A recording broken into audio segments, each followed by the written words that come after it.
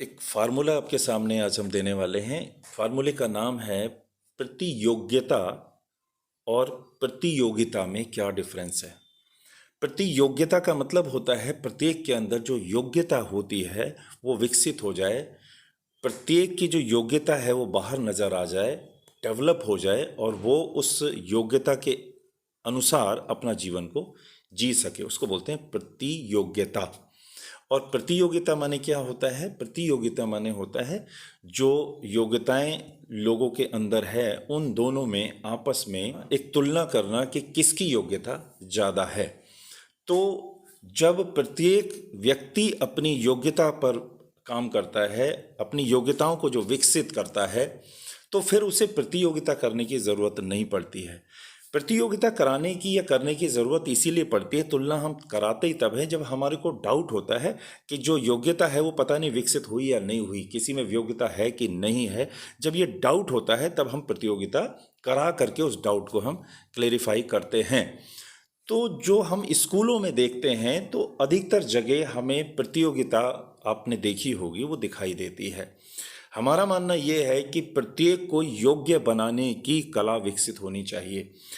प्रत्येक को योग्य कैसे बना सकते हैं आप? जब उनमें आप कलाएं विकसित करें, जैसे पढ़ने की एक कला विकसित करें, लिखने की कला विकसित करें, सोचने की कला और तुलना करने की कला, फोकस करने की कला, एक्सप्लेन करने की कला, प्रेजेंटेशन की कला और प्रोजेक्ट बनाने की कला, वीडियोस बनाने की कला, कोडिंग सिखाने की कला या आप एनिमेशन सिखाने की कला, नृत्य कला, जितनी भी कलाएं हैं, आप बच्चों में वो कलाएं विकसित करने पर अगर ध्यान देते हैं तो एक टाइम ऐसा आएगा कि एक बच्चा ऑलराउंडर बनेगा। तो जो एक बच्चा ऑलराउंडर बन रहा है, अगर वो सारी कलाओं को विकसित करके, तो बाकी बच्चे भी ऑलराउंडर बनने चाहिए।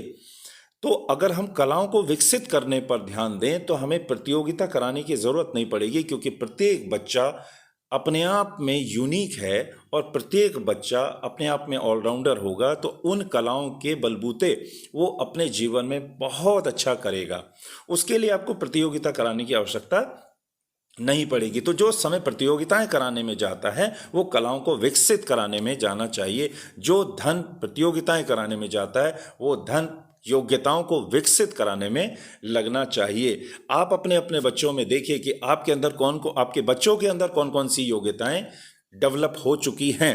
तो आप कम से कम 20 कलाएं ऐसी चुनिए कि जो आपको अपने बच्चों में डेवलप कराने की इच्छा है, और उन बच्चों से पूछे कि इनमें से कौन कौन सी कलाएं आपको आ गई हैं और कौन कौन सी कलाएं आपने अभी नहीं सीखी हैं। तो जो कलाएं अभी तक बच्चों ने नहीं सीखी हैं, आप उनका सपोर्ट कीजिए और उन कलाओं को सीखने के लिए आप उनको प्लेटफॉर्म उपलब्ध कराइए। और बच्चों में जब आप कलाएं विकसित करा देंगे तो अपना जीवन वो स्वतः ही एनर्जेटिक रूप से, क्रिएटिव रूप से आराम से जी सकते हैं, बेहतरीन तरीके से जी सकते हैं।